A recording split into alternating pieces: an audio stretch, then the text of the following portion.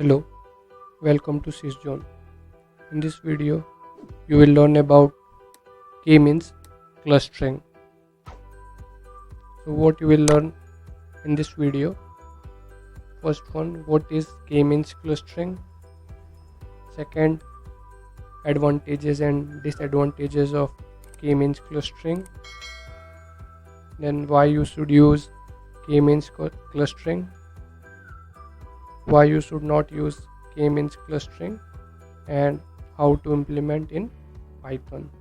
Let's begin. K-means clustering. K-means clustering is one type of unsupervised machine learning algorithm. So prior to this video, if you have not watched our previous video of supervised machine learning where we covered our regression and classification part, you can go and watch there. So this is for unsupervised machine learning algorithm. Now, k-means algorithm used for a pre-planned number of clusters. Means we have to define first how many clusters we want to draw in an unlabeled. In supervised learning, our data was in labeled set. In unsupervised machine learning, our data would be in unlabeled data set, and it could be of multi-dimensional,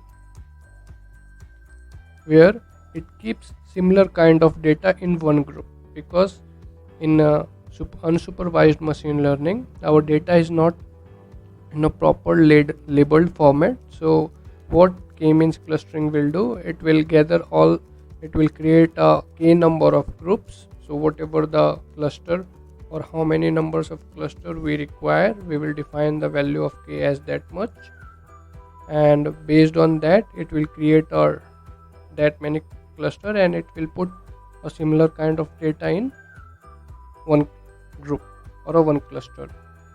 So we saw what is k-means clustering. Now we will see advantages and disadvantages of k-means clustering. We can also say why we should use based on its advantages, and why we should not use based on its disadvantages.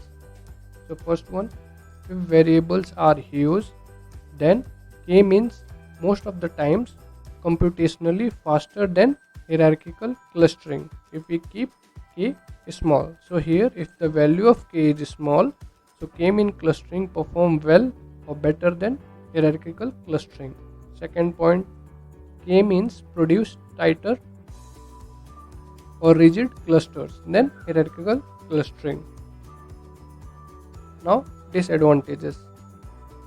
It is difficult to predict k value. So here, based on our just guessing, it is bit difficult to predict the value of k. So how many clusters we want to create, it is a bit difficult. Second, with a global cluster, it didn't work well. So it is not working well where our cluster defined as global. Third point, different initial partitions can result in different final cluster. So where we are deciding the value of k, let's take 6, so it will also differ in a final cluster. Fourth point, it does not work well with clusters in the original data of different size and different density.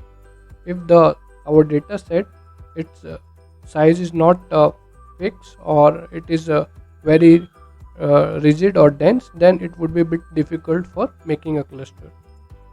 So till here we saw about what is k-means clustering, why we should use k-means clustering, why we should not use k-means clustering.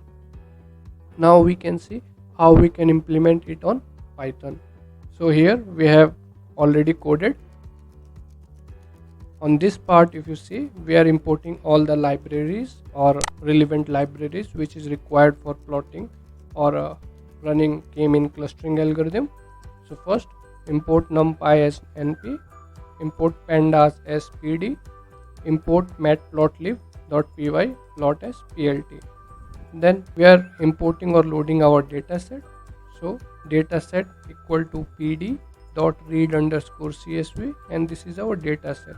Once our dataset is loaded, we want to see it. So this is our dataset.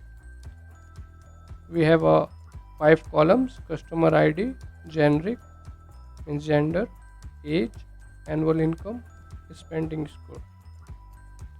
Now we will extract the value of x from this data set. So this data set dot ilog whole rows 3 and 4th column dot values. So from this data set, 3rd and 4th column would be treated as the value of x. Once it is extracted, these are the values of x.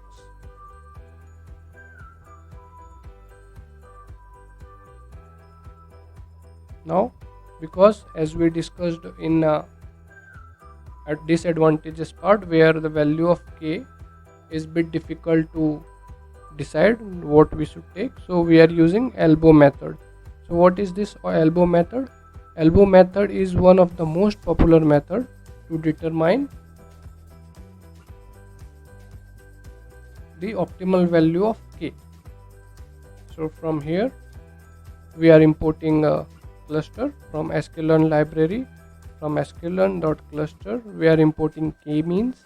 Then we are taking a one as a blank list where we will store all the values when it will get decided by this optimal or a elbow method.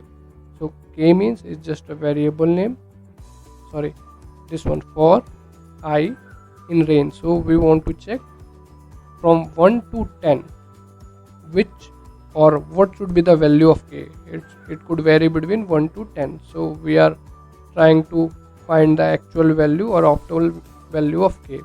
So k-means equal to k-means n underscore cluster. So how many clusters? Value of I. So it will pick one by one. It will start from 1, it will go till 10. Then in it would be this initialization, sorry, k-means, and random state equal to 0. It will create a randomly, but it will freeze once. Then k-means equal to fit. We are trying to fit all the values of x here. Then blank list, which we have created here, we will append the value of k-means. So whatever the value of k would be, we will append on this list only. Then inertia. Now we will plot it. plt.plot, again range between 1 to 10, and blank list, whatever the value we have stored here, it will get plotted. Now this is a title, x label, y label, and so this is our elbow method or a diagram, if you see, which is trying to show us what should be the value of k. So if you see here, if you are taking value of this 2 here, then 4, then 6, then 8, then 10. So this is suggesting us that what should be the value of k. It should be 2, 4, 6, 10. On this section, if you see, we can take some values from this, like it could be 3 or it could be between 5. Now we will apply this number of clusters in our k-mean clustering. So we are fitting k-means to our data set. Then k-means n, so number of cluster is 5. In it is k-means and random state equal to 0. Now y, this is just a variable, y underscore k-means equal to k-means dot fit underscore predict. So it will fit and then predict the value of, based on the value of x which we have extracted. Now for visualization purpose, we have to provide the value of x and y. So this is whole x. So here plt.screen x of y underscore k-mean, this one. So it will take one value where first row and first column. So whole this thing would be treated as x and whole this thing would be treated as y underscore k-mean equal to 0. Second column, size is 100 and color is red. Label, if you see, here whatever the label you want to give to that cluster, I given here as a cluster 1. So similarly, because we have a 5 clusters, so it which is starting with 0, then 1, then 2, then 3, then 4, just we are increasing a number. Here if you see, it is for first column, and here is for second column. It's taking a index position only. Once it is scattered, then k-means dot cluster underscore centers whole rows first column. So whole this thing, if you consider, it is treating as a x, and this part is treating as a y for plotting a scatter plot. K-means dot cluster underscore centers whole zeros whole rows, second column size is 30, color is yellow, label centroid. So it will take a center position. Based on that, it will take a average or a mean. Now this part is our title, x label, y label, legend, and so. Once you will plot this part,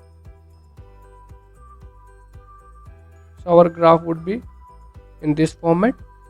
So see, cluster 1, cluster 2, 3, 4, 5, this is a label or a legend, and centroid this part. So if you see this yellow part, which is a common point in all the clusters, from this it calculated the mean, and based on that mean it gathered or it made one cluster. So this is a k-mean clustering algorithm. So we saw in this part or in this video what is k-mean clustering, advantages and disadvantages of k-mean clustering, or why we should use k-mean or not to use k-mean, and how we can implement it in Python. If you have any doubt, you can mention on our comment section. Thank you.